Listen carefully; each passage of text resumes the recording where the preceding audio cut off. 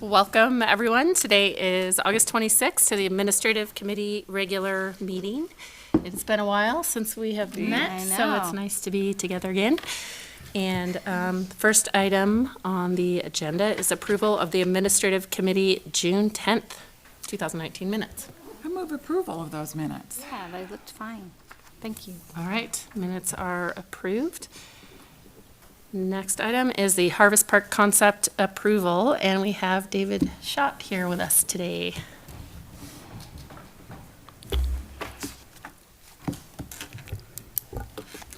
Well, good afternoon. Thank you. Hi, David.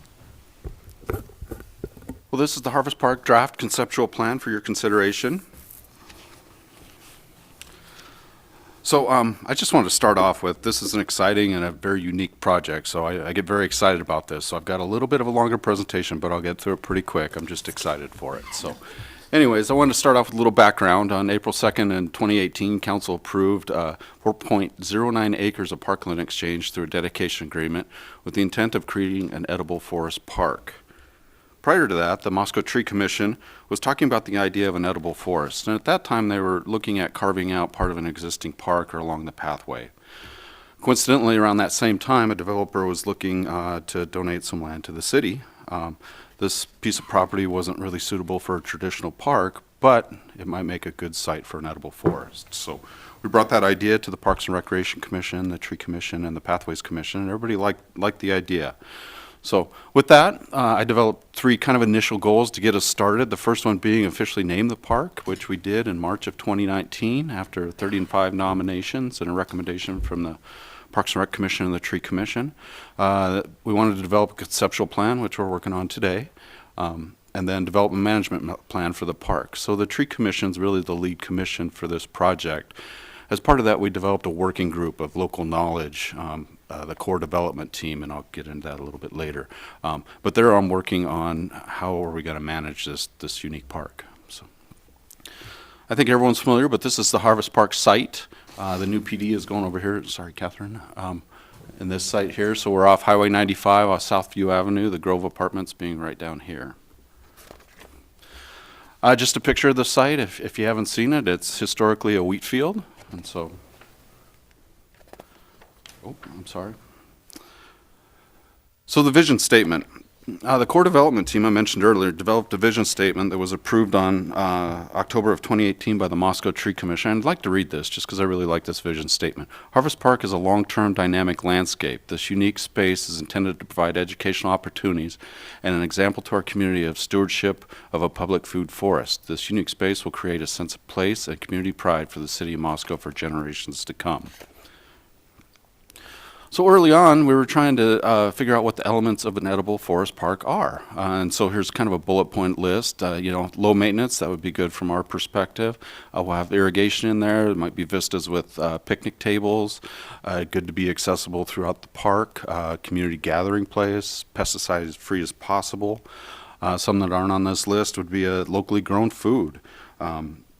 Many educational opportunities. That's really the focus of this park, is the educational opportunities.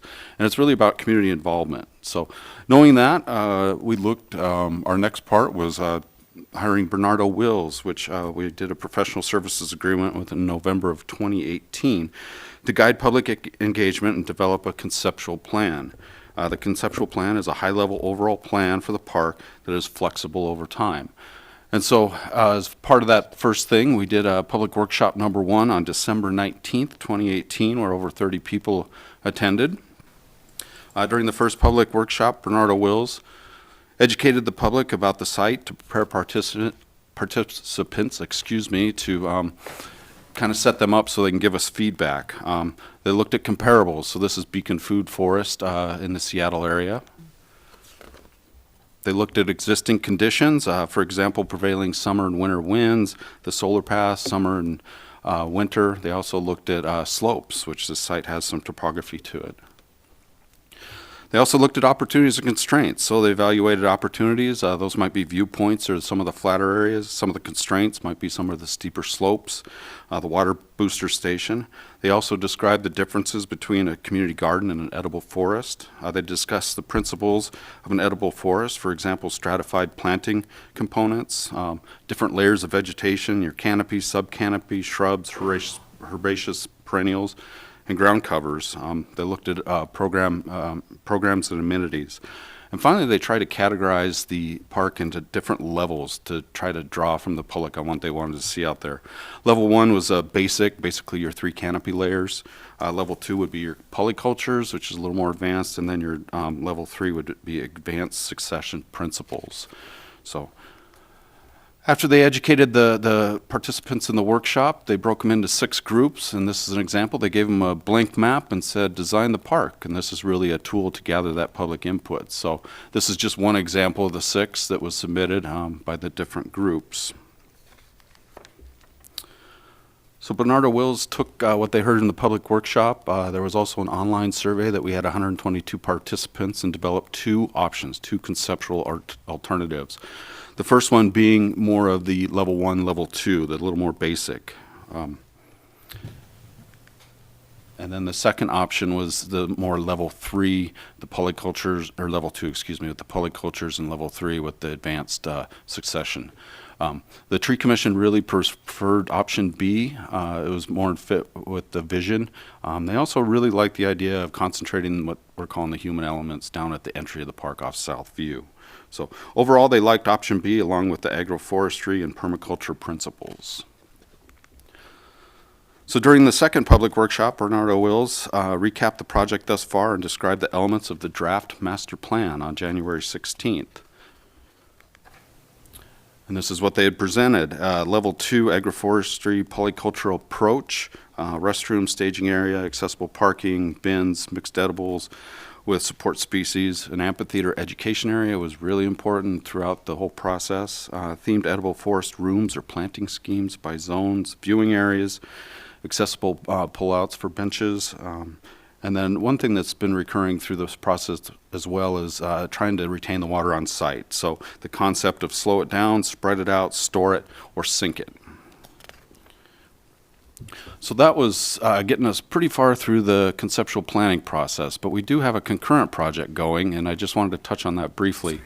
So Bernardo Wills originally was doing the conceptual planning to incorporate the booster station. Very late in the game, that booster station alignment had to move a little bit.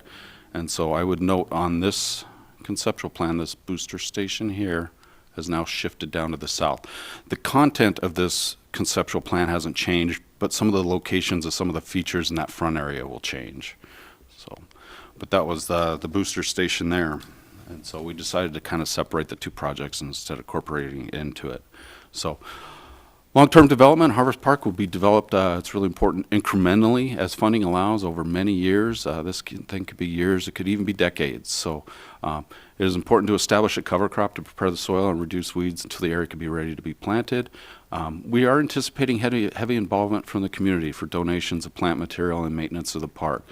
For example, one of those themed rooms, a group may adopt that area, provide the fundraising for the plant material, plant the area, and then maintain it. And of course, we would recognize that contribution in some format, maybe perhaps through a plaque or a stone. There's also likely opportunities for grants. Long-term development of Harvest Park must be flexible and rely on the experience and expertise within our community and the core development team. So our core development team has kind of the academic side, and we've got the people actually farming ground. So we've got a good mix in there. So with any project like this, for the conceptual part, we looked at phasing, phase 1 being this area, phase 2, and phase 3. It's very likely, very likely that phase 1 will be broken up into phase 1.1, 1.2, 1.3 as funding allows. And we may just crack off a little piece at a time and start working our way up the hill as our budgets allow. So for this purposes of the conceptual planning, these are rough order magnitude estimates, but for initial development, that phase 1, that reddish area, we're looking about $197,000 for infrastructure.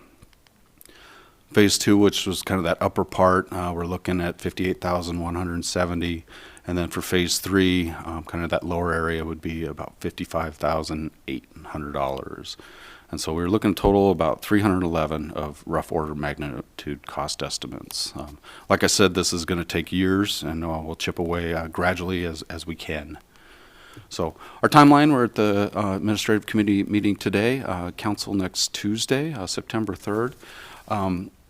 It sounds like the water booster station, we were anticipating that to be constructed next year, but that may be a little bit longer, next year, 2-3 years.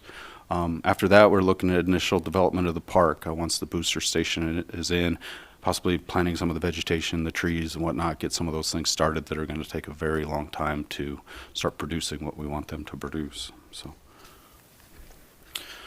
the Parks and Recreation Commission and the Tree Commission both unanimously voted to recommend the conceptual plan for Harvest Park at a joint special meeting we had on July 10th. And it's our recommendation to approve the conceptual plan for Harvest Park. With that, I'd be happy to take any comments or answer any questions, and thank you. I have some questions.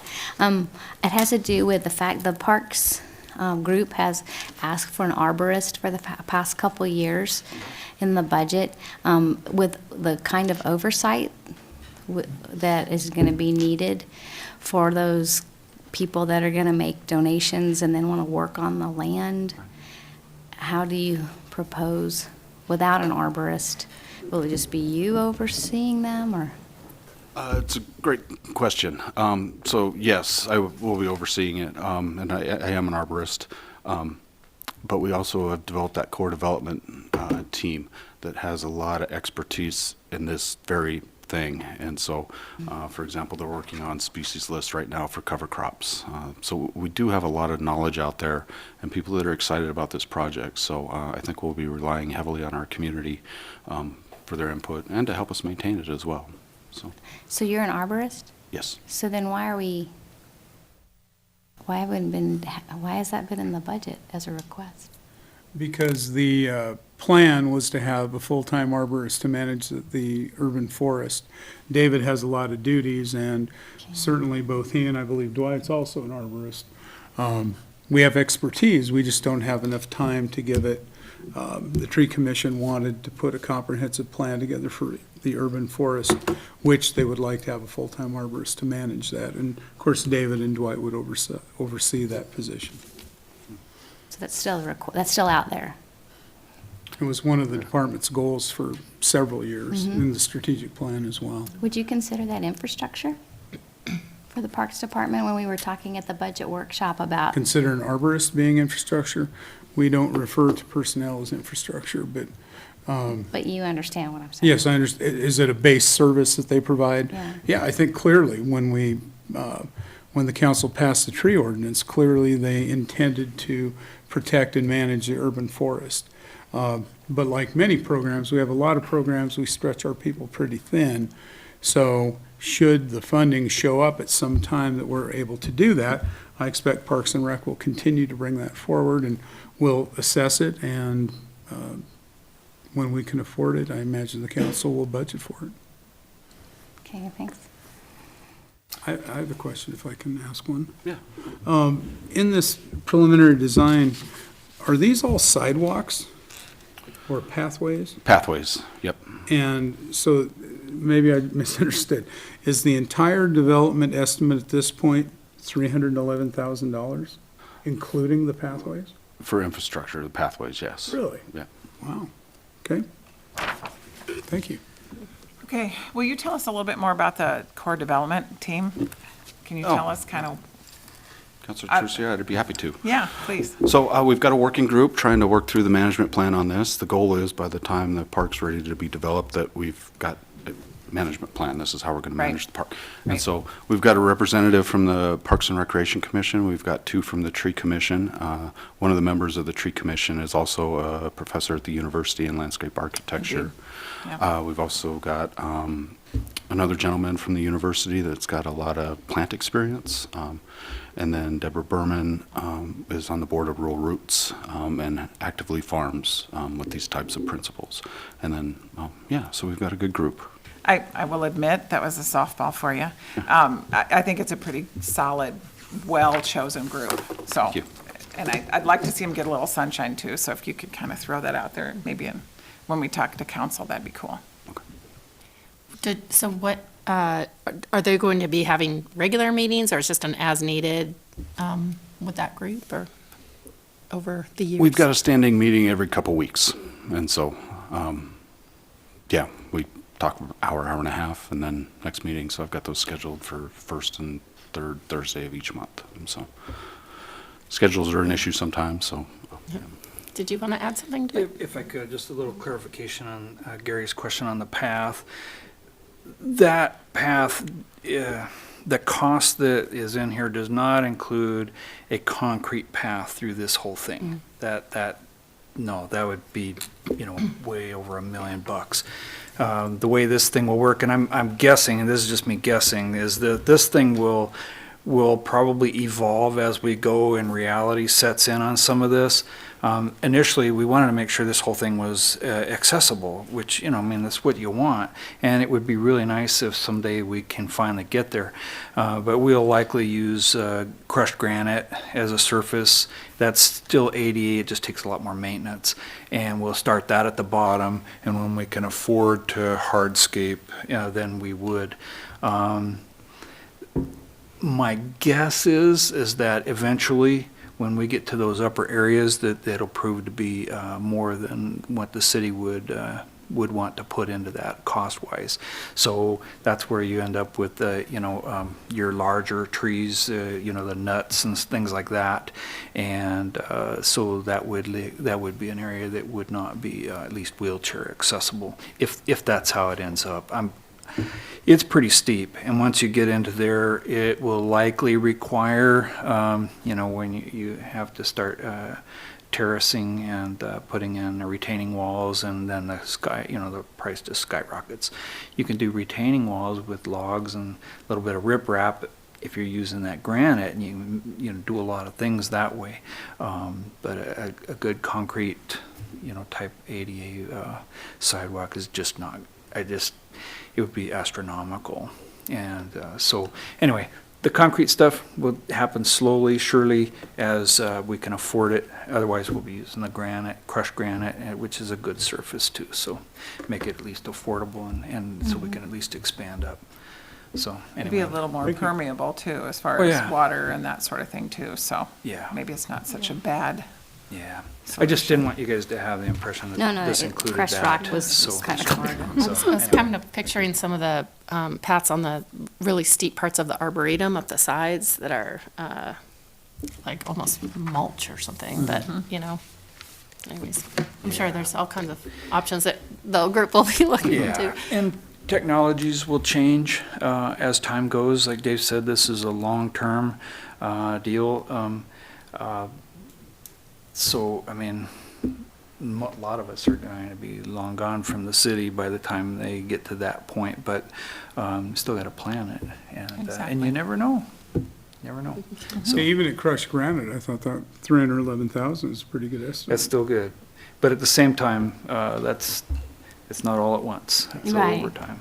So, anyway, thank you. Awesome. I just had a question about the reason you'd put in that you saw people pledging and saying, we're going to take care of this spot. Do you have that written out, how that's going to go? Councilor Bonzo, that's a great question. I just use that as an example out of thin air. Oh, okay. The core development team, I think we've got some time to work through some of these, how we want to accept that type of stuff. That was just one idea of probably many different ideas. Oh, I that- thought maybe you'd had seen some other cities that had done those types of things, so maybe that you had already had some ideas in place. Right. I've seen I was in Oregon City at actually a tree training, and they had an area that, had a metal tree that everybody's name that donated had their name carved out of it. Yes, I know. And with the plaque and stuff. So those are many different ideas. We're not down that level yet. We're really still at the conceptual phase right now, so. I have a couple questions. So you talked about the ground cover and a need to get something in there. It sounded like kind of soonish, and it's just grass now, right? Like kind of. Yeah, he's talking about a cover crop. Right, that's, yeah. Sure. Yeah, at some point, we got to look at budgets and funding and stuff like that, but I'd like to get a cover crop down. This is on the advice of the core development team. Two primary reasons. One, we want to start preparing the soil for when we start doing kind of our stuff we want to keep. And two, if you got a good cover crop, your weeds aren't going to infest quite so badly. So we've got this transition period between wheat field and when we can start development, and there's some years in between there. So that's the thinking right now. Do you know yet, if maybe it's too early, if that would also be a gradual process of replacing the wheat with the ground crop? Or once that's decided, is the whole thing going to happen?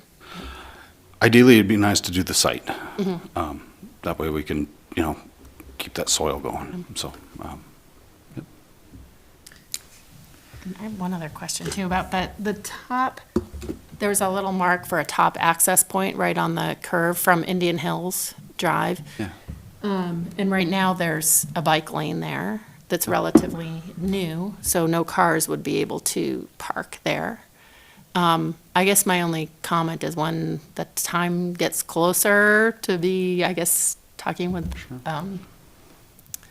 the streets and neighbors about what does this mean for that bike lane? I know there's already, Transportation Commission, it has come to them, and there's some people that are not happy with it, so some people that are, but I think it's already currently a particular spot of discussion. So this also kind of adds another element to that, Right.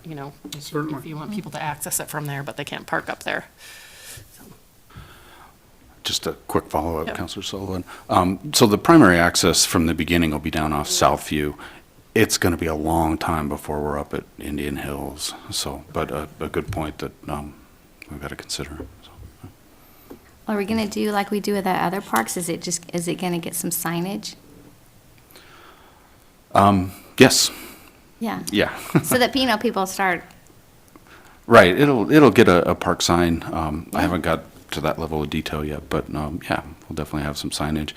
Something we've heard throughout the public input was interpretation of those educational opportunities. So I'm sure some of that will be built in as well. So, well, it's a great project. yeah. I have one other little question. There was a picture of the road and it had these little black triangles across it. What were they? It's not this slide. It showed a little more to the east. Oh, wait. See those? Crossing Indian Hills Drive right there, those little, what are those black triangles? Up right on the curve, Right up here. more to the northeast corner of that map. Yeah, right there. I'm drawing a blank. I'm Okay. sorry, I do not know. Plenty of time.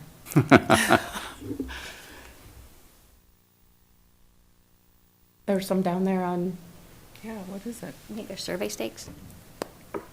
I don't know, but maybe for the next presentation Okay. that comes to the council. I will look into it. Great, thank you. Yeah. All right, so recommend approval of the conceptual plan, Yep. regular agenda, so everyone can see the presentation, right? Yeah, I like what Gina said about that core group. It's nice to know who they are. Okay. Okay. Thank you. Thank you. Appreciate it. Yeah. David, thank you. All right, next on the agenda is the Walmart grant, Shop with a Cop. And we have Police Chief Fry here. Chief, How are you? good. Good day. So we would like to make a request for approval for the $2,500 through Walmart for Shop with a Cop. Officer Schneider, who runs this program, is on graveyard, so I'm going to present for him. Last year, in the third annual, we had 37 kids from across the county. We don't just pick Moscow kids, we pull 3 from each school. And we believe we're going to actually have enough funding to pull 1 more, so we'll have 38 kids this next year for us to spend a morning with the kids shopping for presents for their family and for themselves. And then we give them a donated breakfast and send them on their way. So it's a great program for us to just do a community policing project with kids. Yeah. I would note that we will be applying, if we've not already, we will be asking the council for ratification. We needed to get in order to meet the competitive deadlines. So it's a great program. This is the 3rd year, I believe. 4th. 4th year. So council's been doing it every year. It's a great program. I agree. I don't have any Any questions. questions? I'm so in favor of it. It's not even funny. We're all behind that, so recommend approval to submit the grant request to the Walmart Foundation. Just, Yep. did you have something? Yeah, and if you want to watch, Zach did a great job last year with, he had other videotape, and Yeah. then we did a big push on it, so it's pretty cool to see that, too. Yeah. All right. Consent agenda? Yes. Thank you. And then the next item, Chief Fry gets to stay with us to talk about the Idaho's Child Passenger Safety Grant Program. So, you know, for many years, we've had the safety seat program where the state funds us to buy car seats, and we just put on programs. We're actually asking for a little bit more this year than we have. I think in the past, we've asked for right at 16,000. We're asking for 26,000 because we want to actually put on 2 car seat technician courses, and we'll be bringing instructors in to take care of that. And we're going to do one actually here and then one down in Lapway, because we're trying to make this more of a regional outreach into our rural areas where we can actually make all kids a little bit safer and stuff. So we're asking for a little bit more approval for this grant so that we can do that. Again, I seem to recall you got pretty good turnout for those. We do. Right from- Yeah, we typically, you know, we do them at our National Night Out and our New Build Safety Fair, and we'll sometimes, I think up to 20-some car seats are being given out and showing people how to fit them and make things a little bit safer. So we do many events throughout the year, but that's just a couple of them. How'd you pick Lapway? So Nimi Poo is very active in our program, and they have some volunteers, and they want to start reaching out into the Lapway community and down into Orfino. So we're trying to collaborate with them to make that all happen. Wow, that's great. Yeah. I don't have any questions. Again, this All one right. is a no-brainer. Okay, so consent agenda? Yes, ma'am. Approval of the funding request. Staff has nothing further for the committee. Anyone else? No. Okay, we're adjourned. Thank you. Thanks, Chief.